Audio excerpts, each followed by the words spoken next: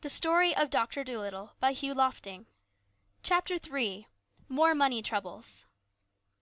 And soon now the doctor began to make money again, and his sister, Sarah, bought a new dress and was happy. Some of the animals who came to see him were so sick that they had to stay at the doctor's house for a week, and when they were getting better they used to sit in chairs on the lawn. And often, even after they got well, they did not want to go away. They liked the doctor and his house so much. And he never had the heart to refuse them when they asked if they could stay with him. So in this way he went on, getting more and more pets. Once, when he was sitting on his garden wall, smoking a pipe in the evening, an Italian organ grinder came round with a monkey on a string. The doctor saw at once that the monkey's collar was too tight, and that he was dirty and unhappy. So he took the monkey away from the Italian, gave the man a shilling, and told him to go.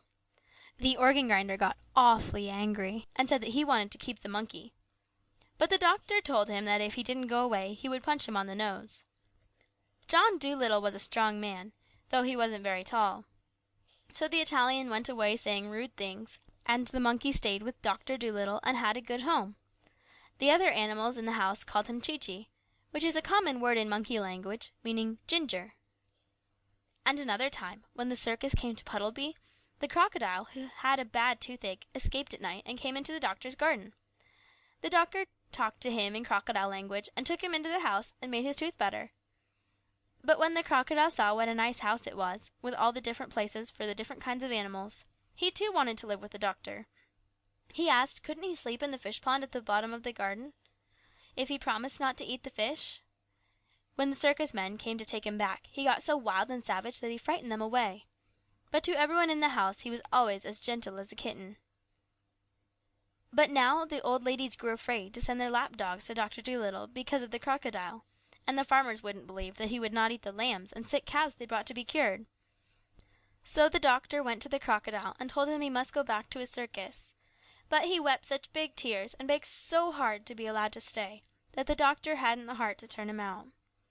So then the doctor's sister came to him and said, "John, you must send that creature away. Now the farmers and the old ladies are afraid to send their animals to you, just as we were beginning to be well off again. Now we shall be ruined entirely. This is the last straw. I will no longer be housekeeper for you if you don't send away that alligator." "It isn't an alligator," said the doctor. "It's a crocodile." "I don't care what you call it," said his sister. "It's a nasty thing to find under the bed. I won't have it in the house." "But he has promised me," the doctor answered, "that he will not bite anyone. He doesn't like the circus. I haven't the money to send him back to Africa where he comes from. He minds his own business and on the whole is very well behaved. Don't be so fussy." "I tell you I will not have him around," said Sarah. "He eats the linoleum. If you don't send him away this minute, I'll go and get married." "All right," said the doctor. "Go and get married. It can't be helped." And he took down his hat and went out into the garden. So Sarah Dolittle packed up her things and went off, and the doctor was left all alone with his animal family. And very soon after, he was poorer than he had ever been before. With all these mouths to fill and the house to look after, and no one to do the mending and no money coming in to pay the butcher's bill, things began to look very difficult. But the doctor didn't worry at all. "Money is a nuisance," he used to say. "We'd all be much better off if it had never been invented. What does money matter, so long as we're happy?" But soon the animals themselves began to get worried.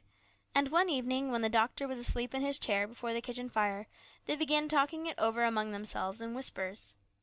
And the owl, Tutu, who was good at arithmetic, figured it out that there was only money enough to last another week, if they each had 1 meal a day and no more. Then the parrot said, "I think we all ought to do the housework ourselves. At least we can do that much. After all, it is for our sakes that the old man finds himself so lonely and so poor." So it was agreed that the monkey, Chi-Chi, was to do the cooking and mending, the dog was to sweep the floors, the duck was to dust and make the beds, the owl, Tutu, was to keep the accounts, and the pig was to do the gardening. They made Polynesia, the parrot, housekeeper and laundress, because she was the oldest. Of course, at first they all found their new jobs very hard to do, all except Chee-Chee, who had hands and could do things like a man. But they soon got used to it, and they used to think it great fun to watch Jip, the dog, sweeping his tail over the floor with a rag tied onto it for a broom. After a little they got to do the work so well that the doctor said he had never had his house kept so tidy or so clean before. In this way things went along all right for a while, but without money they found it very hard. Then the animals made a vegetable and flower stall outside the garden gate, and sold radishes and roses to the people that passed along by the road. But still they didn't seem to make enough money to pay all the bills, and still the doctor wouldn't worry. When the parrot came to him and told him that the fishmonger wouldn't give them any more fish, he said, Never mind. So long as the hens lay eggs and the cow gives milk, we can have omelets and junket. And there are plenty of vegetables left in the garden. The winter is still a long way off. Don't fuss. That was the trouble with Sarah. She would fuss. I wonder how Sarah's getting on. An excellent woman, in some ways. Well, well.